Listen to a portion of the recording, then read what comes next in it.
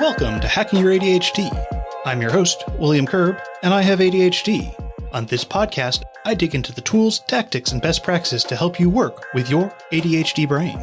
Hey team, I've got a great conversation for you this week with María-Victoria Albina. She's a Master Certified Somatic Life Coach, UCSF-trained Family Nurse Practitioner, and Breathwork Meditation Guide. With over 20 years of experience in health and wellness, she brings a wealth of knowledge and expertise to our conversation today. She holds a master's degree in public health from Boston University School of Public Health and a BA in Latin American Studies from Oberlin College.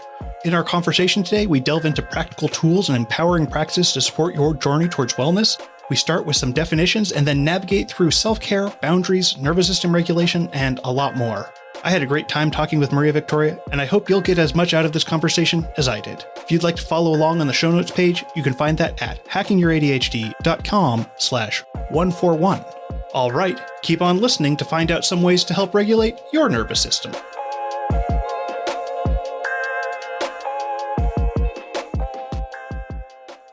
So yeah, I think we might want to start with somatic coaching. And could you tell me a little bit about what somatic coaching is? Absolutely. So let's back up and be good little nerds here and define terms, because a lot of people don't know what somatic means. Soma means body in Greek. And so somatic modalities are those practices that support us in coming back into an experience of our bodies in their wholeness. And so what I mean by that is we can throw Descartes the full way under the bus for this one, right? Mm-hmm. The very concept of mind-body dualism. We have come particularly in the West to see the mind and the body as separate things and the body as this meat suit, I hate that term, carrying the brilliant, important, vital mind around. Right? Yeah. And then that body is further dissected into a doctor for the liver, one for the knees, one for the brain, one for the nose, one for the belly, one for the heart. Yeah. And in this process, it's been going on for a hot little minute now since the quote unquote enlightenment, we have come to think of ourselves as bits and pieces and not a unified whole. Yeah. And we have come to see the mind as the thing with primacy and the body as not so friggin' important. Mm-hmm. Somatic practices help us to come back into a profound understanding of the importance of the body as a source and a site of deep wisdom. Mm-hmm. And somatic practices can help us to get in touch with our autonomic nervous system, which runs the show right under the surface, along with our subconscious. And so as we get in touch with our bodies, we can remember that there are forces beyond what you're thinking in this one little moment that create your lived experience. And you can support yourself in shifting and changing your lived experience by understanding it in its wholeness. Yeah. It makes me think of stuff where people are talking about like this mind-body connection. And then I'm like, but they're one thing. Totally. And I think that kind of language, it's a remedy on the pathway to saying exactly that, because we're coming from that mind-body dualism. It's just a bridge. Yeah, I guess also while we're doing some of that term defining, would also be good to talk a little bit about what the autonomic nervous system is. So the autonomic or automatic nervous system is the nervous system that controls the things we don't think about. I don't have to think about my heart rate, my breathing, my circulation. So it's all the automated stuff in the body. Because ADHD or not, I don't think the average human has the bandwidth to be like, all right, heart, we're going to do 64 beats per minute. You ready? Beat. And so praise be to the autonomic nervous system. It does it for us. And the boss of it all is the vagus nerve. And we can dive in there next if you'd like. Yeah, let's go into the vagus nerve. So the autonomic nervous system has two parts, fight or flight and rest and digest. Fight or flight is called sympathetic, and then parasympathetic is rest and digest. That's helpful enough for most folks. We can then complicate it by looking at the work of Dr. Stephen Porges, translated into regular people English by Deb Dana, LCSW, and we can look at their work with polyvagal theory. So polyvagal theory is polyvagus. So there's many parts to the vagus nerve. The vagus nerve is the 10th cranial nerve, the longest nerve in the human body. Vagus means wanderer in Latin, and it wanders through the entire body, innervating or giving nerve function to pretty much all the good bits, from your sense and perception, heart and lungs, your diaphragm, digestion, thyroid, swallow reflex. And so this polyvagal theory helps us to see 3 different phases in the nervous system that we can depend on as a hierarchy. So we've got ventral vagus, which is the safe and social part of the nervous system, right? That cheeseburger you ate, getting digested like a champ, the thinking part, doing such good thinkings. We are safe, we are social in this part of the nervous system. When something freaks us out, when we experience a fright, the nervous system automatically takes us into sympathetic activation, fight or flight, which is a state ruled by adrenaline and eventually cortisol, 2 of our stress hormones that are really rough on the body when they're pumped through the nervous system frequently. These are meant to be a serious emergency brake that we don't experience often, but unfortunately in our modern lives, there's a lot of things that look like lions, and those things are often a text from your mom, an email from your boss, your partner saying, hey, babe, we need to talk, right? And so your body gets activated to punch a lion in the nose or run away from the monster. But it was just a text message. So we get all worked up, we get anxious, we get worried, we get stressed, right? We get nervous, our hands get clammy, and our heart rate goes up and our breathing gets really shallow in the top of our chest, and we don't think so goodly. Yeah. If we realize we cannot fight and we cannot flight, then the nervous system will collapse into what's called dorsal vagus. So dorsal means the back body, the back of the animal. And I remember it as your back is against the door of the cave,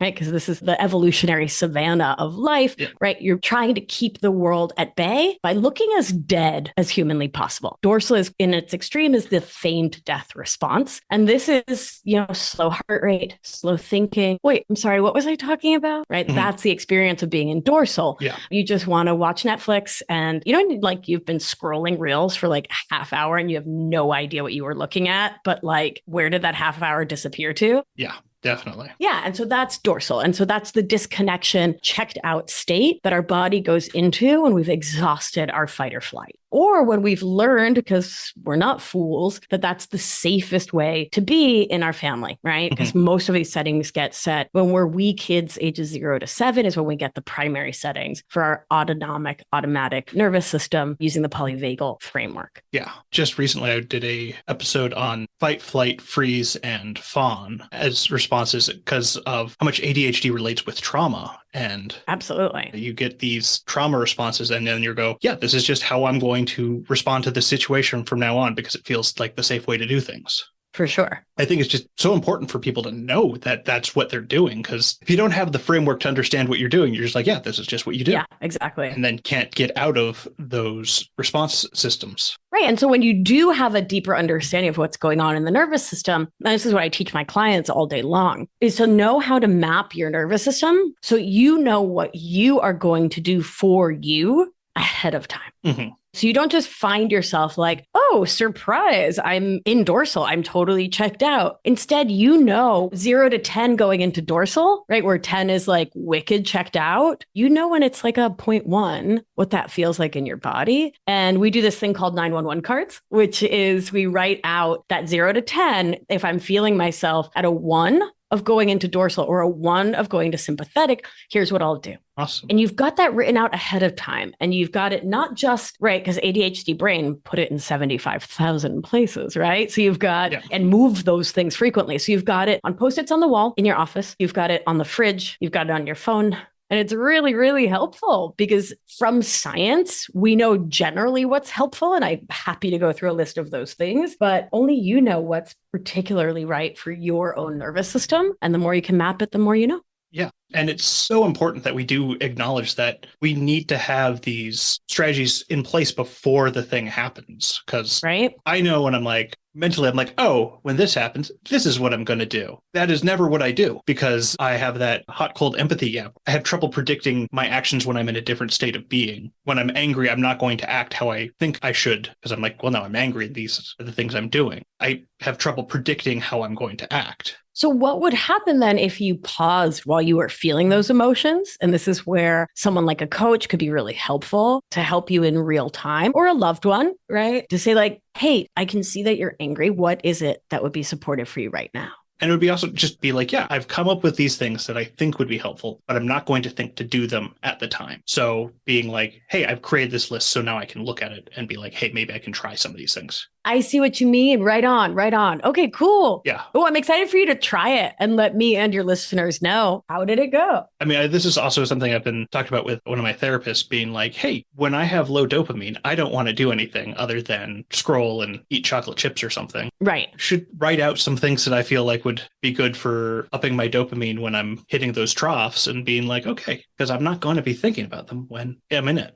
Right. Exactly. People often ask me, what do I do when I'm panicked? What do I do when I'm freaking out or when I'm fully checked out? And I'm like, don't start once you've hit 10. So you start from 0, you start from ventral vagal, you start mapping your nervous system from safe and secure, and you start creating plans from there. And I love that you're doing that for dopamine too. Well, because I feel like any place where I'm not feeling like I'm 100% in control, I need to plan ahead. Because it's so easy to get into one of those states and just be like, well, this is where I am now. That like, I live here now kind of energy. Yeah. Yeah. I think we've all been there of like, well, I guess I'm perma-effed and things will never, ever, ever change. The thing that I always reflect on is like, I didn't want to be angry, but man, did I want to be angry at that time. Right. I got angry and I don't want to do the things that I'm not going to even think about things that are going to get me out of this state because I'm going to do this. So yeah, that makes a lot of sense. Like, I need to feel justified in this emotion. Right. And then feel really bad the next day. Like horrifyingly bad. Like wicked, wicked, wicked, wicked bad.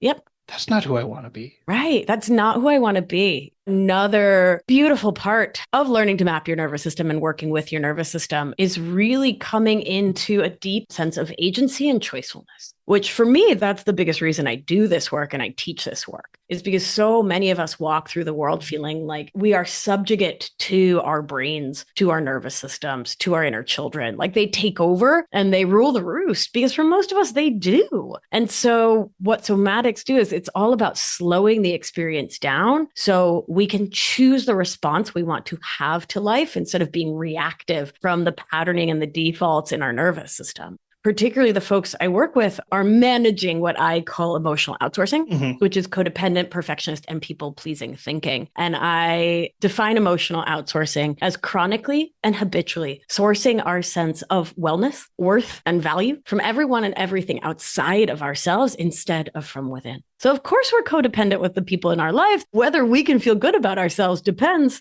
on whether they feel good about us. Ouch, right? Yeah. Of course, we're perfectionists. They need to think we look absolutely perfect or we're not worthy and valuable. Same thing with people pleasing. We need to keep them happy and please them way more than we believe we need to please ourselves. And so from that framework, when that's the framework in our minds, when that's the baseline story of our existence, it can feel really, really challenging to flip the script and to be responsive in life, to set boundaries, to take care of ourselves when our autonomic nervous system is, boom, taking over. So I bring in both mindset work and this somatic or body-based practice because we need them both so we can really have that embodied agency, so we can step out of emotional outsourcing and into interdependence. Yeah, hitting on so many things I know that so many people with ADHD deal with, because I've done a lot of work on people-pleasing this year. Right on. Both in writing on it and dealing with it myself. Yeah, and then I'm hearing a lot from the community being like, yeah, this is something I do. For sure. Fits right in with that codependency where you're just like, I'm not comfortable if you're not comfortable. Right. And, you know, I love talking about all of this in theory. I'm a nerd's nerd, right? Like I love the science of it, the philosophy of it. It's amazing. So I want to take a little moment to share some practical tips with your listeners. Would that be cool with you? Yeah, that'd be great. I'm going to start by saying this. There's two main ways to work with the nervous system. They are, in my mind, equally, profoundly equally important, right? One does not have primacy over the other, not at all. One of the things we can do for the nervous system is to support it in healing, right? And we do that. And my training is through somatic experiencing, sensory motor psychotherapy as a coach. I trained in movement for trauma with Jane Clapp. And what all those modalities and trainings all have in common is centering the importance of supporting the nervous system in completing the stress activation cycle. So we can use the brilliance and power of the medial frontal cortex in the brain to rewrite experiences of stress, distress, and trauma as not so terrible. Yeah. We're not trying to rewrite them as like brilliant and amazing.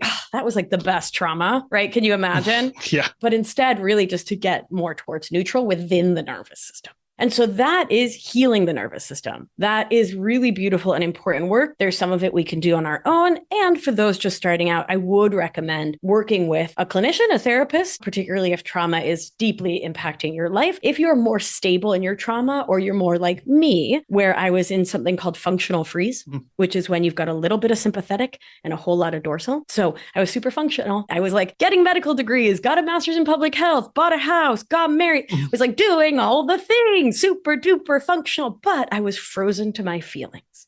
I could not feel. So if you're like me, which is so many of us, particularly so many of us who are emotional outsourcers, a coach could be a great place for you, right? So if you need stabilization therapy, and once you're stable, once you've done that really important work, that's when a coach can step in. And what I'm about to teach you is how to calm the nervous system. People hear the word healing and they think it's better than calming. It's not. Calming the nervous system is incredibly important, because how many catastrophes can be avoided if we just took a moment to calm our nervous system? You know, when you're moving really fast, and I was feeling a little sympathetic and I didn't take the time to calm and ground, which is like, okay, I'm a human, right?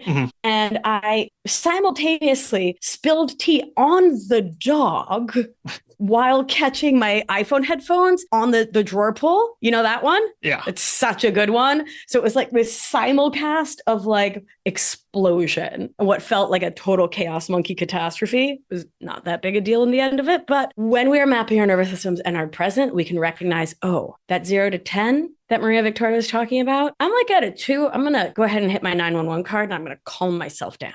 Right. And every time we choose to calm ourselves down and calm our nervous system without negating what we're feeling, right? We're not doing any kind of positive vibes only BS. Yeah. We're not spiritually bypassing. We're not emotionally bypassing. We're actively choosing, like consciously and intentionally, to calm the nervous system so we can make the next right choice. Here's one of my absolute favorite tools. What we recognize is when the nervous system is revved up, when we're in sympathetic, when we're in fight or flight. Okay, so for folks with emotional outsourcing, that would be somebody asks you to do something for them. Someone asks you to go out of your way. Someone asks you to do something that is not what you want to do. And you feel that old push within you to say, yes, of course, I'll do anything you want. I'll be everything you want. I will be your rescuer, your savior, your saint, your martyr, your fixer. Me, I'll do it. Love me. Believe I'm valid. Tell me I'm worthy. Do it. That pressure, that internal monologue, kind of semi-dialogue, can take our nervous system out of ventral and into sympathetic and then dorsal, right? Yeah. So when you feel yourself leaving yourself and going to like answer right away, because in my world, we do not answer right away.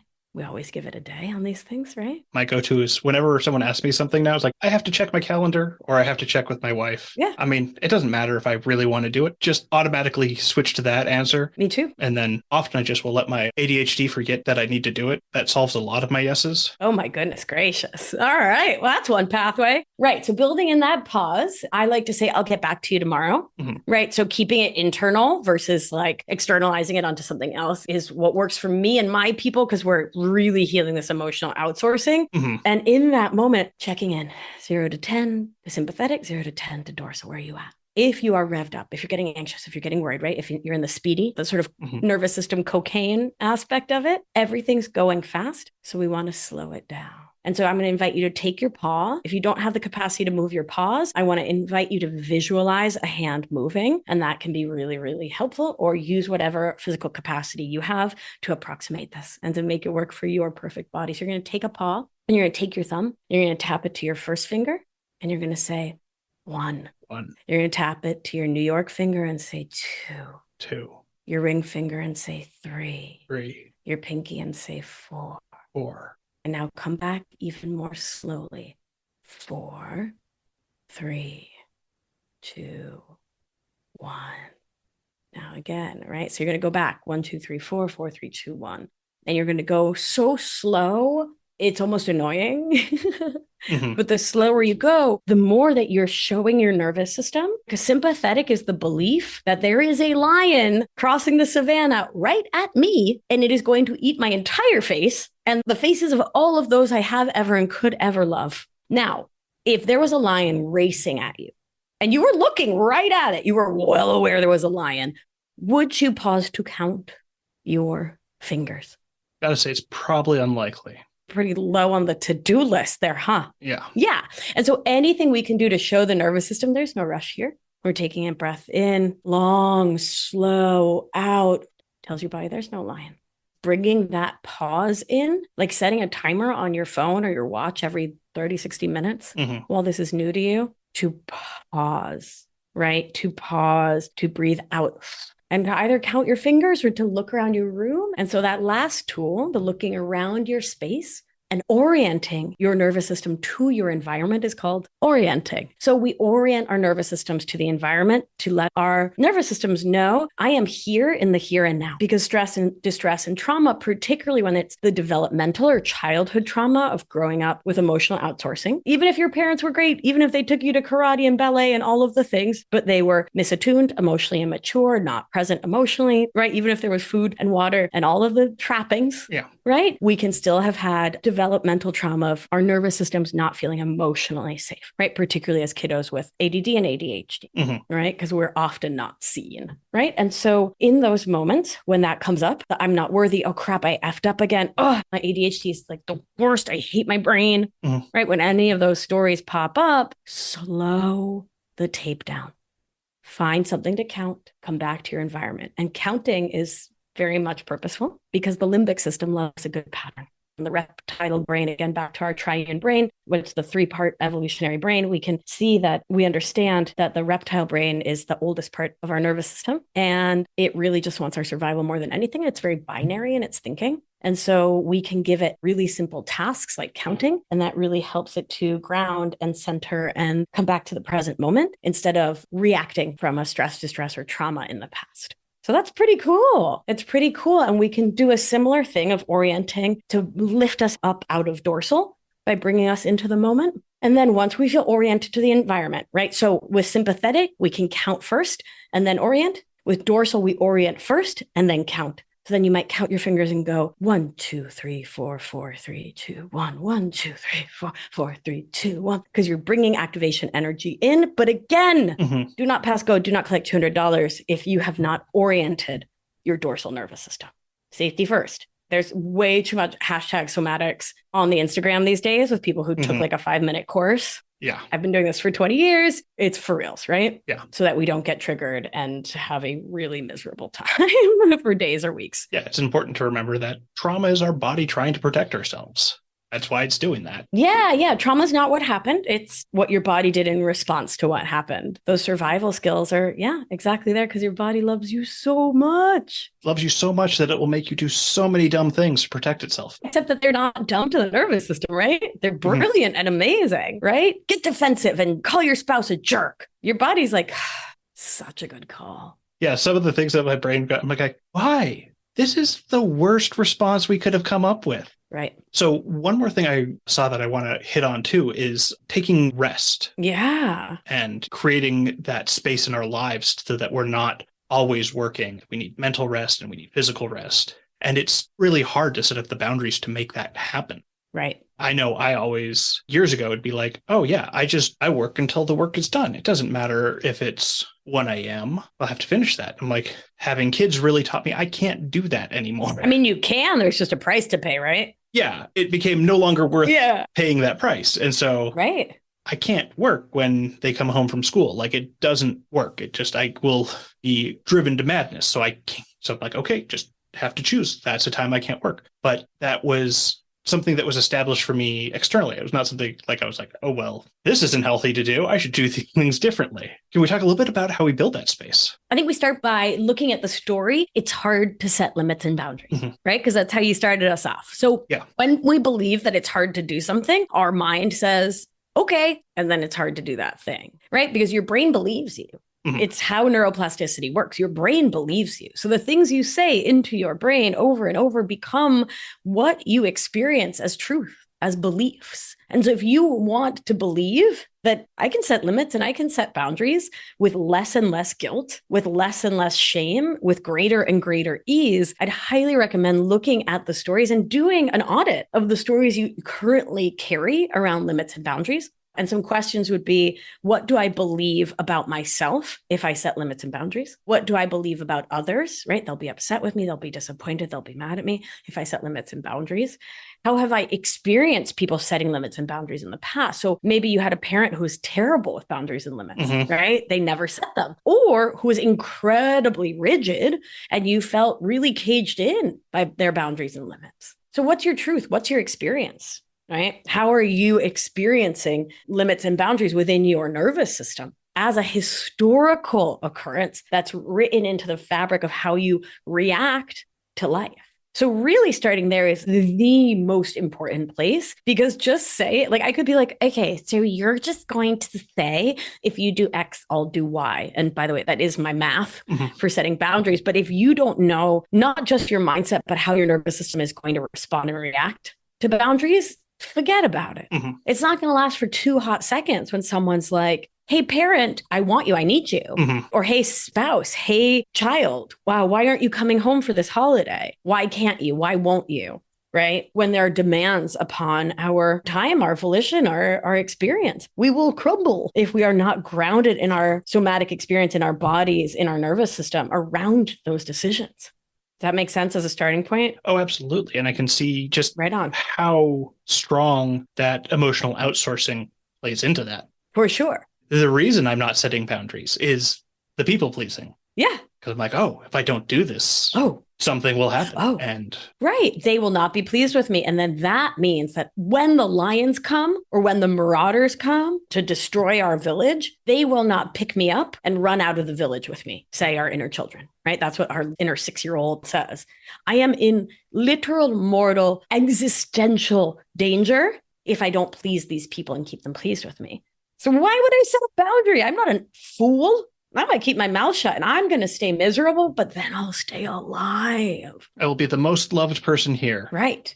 Well, my inauthentic self will be the most loved person here. Yeah, precisely. Right. A false self will be the most loved person here. And that's some rough sauce. Yeah, because when you're like, well, I'm not really that person either. Right. So I'm not loved. That fake person's loved. Exactly. And that is the core and the crux of emotional outsourcing. We believe we need to chameleon and shapeshift and not be our authentic self so that we can survive and be safe and have at least some modicum of love. Because we're seeing it that as an other than ourselves too. It's just like, right. Oh yeah, I'm still not worthy of love, even though I've done all these things to be worthy of love. Yeah, it's amazing just how tied together all of this is often, because we often be like, there's all these things. And then you go, well, you look at it, it's just one thing, kind of. Yeah, totally. And that one thing for humans as mammals is safety. And then the next level up is significance and belonging. In order to feel safe, it is important that I feel significant, like I matter in this community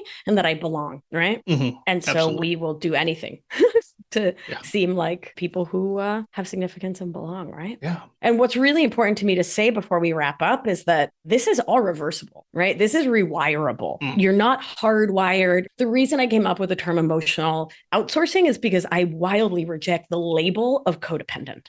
I fully reject it. I think calling oneself a codependent is harmful because it posits that there's no way out and that you're perma-effed and this is just what it is. But the science shows that change is so wildly and beautifully possible, and change happens when we believe that change is possible. And so the work I do with my clients, both in Anchored, which is my 6-month program, and the Somatic Studio, which is my 3-month program. In Anchored, we focus on emotional outsourcing through the lens of codependent perfectionist and people-pleasing habits. We bring in somatics, thought work, and breathwork. And the Somatic Studio, which is just what it sounds like. It is a beautiful place to learn about and practice somatics and bring that into your life. And what we do in both settings is really focus on rewiring the mind and the neural pathways in the body so that we're not on that automatic, autonomic, reactive train anymore. We're able to pause. We're able to breathe. We're able to regulate our nervous system, meaning give it just the right amount of gas and the right amount of brake so that we can come back into ventral vagal. We can create that safe and social container for ourselves, and we can be responsive from a sense of agency and choicefulness. We can pick what we want to say instead of our nervous system blurting out, well, you're a jerk, or no, that's fine. I didn't want to go anyway. It's fine. It's fine. No, I mean, like, I'm probably going to cry about not going for like at least the next 7,000 years, but it's totally fine. If you don't want to go, that's fine. Don't worry about it. I'm fine. I'm fine. Instead, we have choicefulness. And we can say things like, I'm really disappointed that you're making this decision. I feel hurt when you change our plans last minute. And I'm going to take care of me, and I'm still going to go, even though I hear you saying that you're no longer available to go. And saying something like that was wildly unimaginable when my own nervous system was dysregulated and when I was awash in emotional outsourcing. And now it's just my norm. And it feels dope. It feels rad. Yeah. It feels awesome. Life is so much more better on this side of emotional outsourcing and nervous system regulation. That sounds like something that a lot of people are also going to look forward to, because change is possible. Change is possible. Yeah. If people wanted to find out more on where to find you online, where should they go? Yeah, absolutely. So you can follow me on the gram at Victoria Albina Wellness. I give good gram. You can head on over to victoriaalbina.com/hacking for a super special treat that I made just for your listeners. Isn't that exciting? Yeah, it is. Yeah. I want to find out. Yeah, right on. So it is a suite of nervous system orienting exercises, inner child supporting meditations, and so much more. It's free. So like legit, why not? So that's at Victoria Albina, ALB as in boy, INA.com/hacking. And you can put your name and your email in and download that suite for free. Thank you for being a listener and for hanging out and checking out this episode. This was a super fun convo. Yeah. And I'll have all that stuff up in the show notes so people can get to it easily. Right on. And I learned a ton, and I am excited to practice this with myself, practice it with my kids, because they need that regulation sometimes too. Yeah, for sure. Kids really, really are looking to us as their grown-ups to be a regulated force in their lives and to show them how to regulate their own perfect, sweet little nervous system. So thank you for doing that for your littles. That's beautiful. All right. Well, thank you for coming on. Thanks for having me.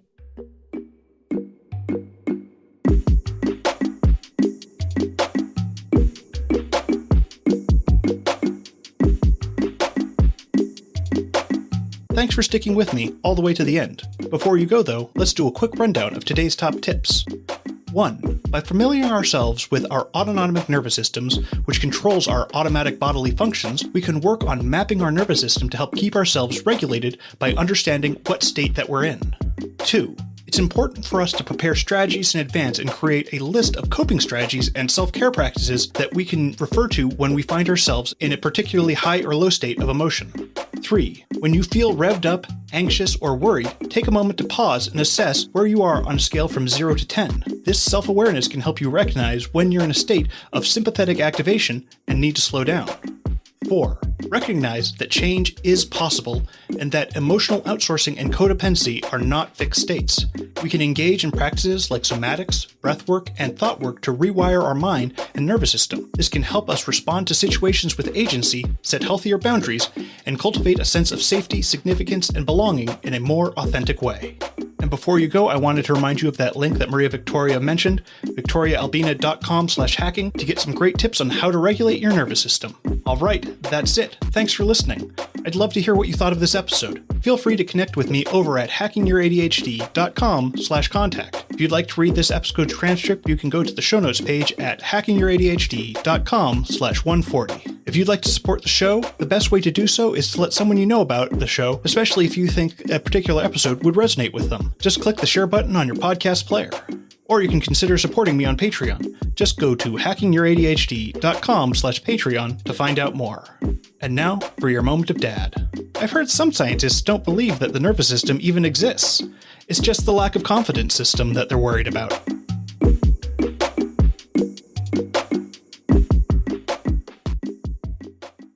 Marketing is hard. But I'll tell you a little secret. It doesn't have to be. Let me point something out. You're listening to a podcast right now, and it's great. You love the host. You seek it out and download it. You listen to it while driving, working out, cooking, even going to the bathroom. Podcasts are a pretty close companion. And this is a podcast ad. Did I get your attention? You can reach great listeners like yourself with podcast advertising from Libsyn Ads. Choose from hundreds of top podcasts offering host endorsements, or run a pre-produced ad like this one across thousands of shows to reach your target audience in their favorite podcasts with Libsyn Ads. Go to libsynads.com, that's LIBSYN, ads.com today.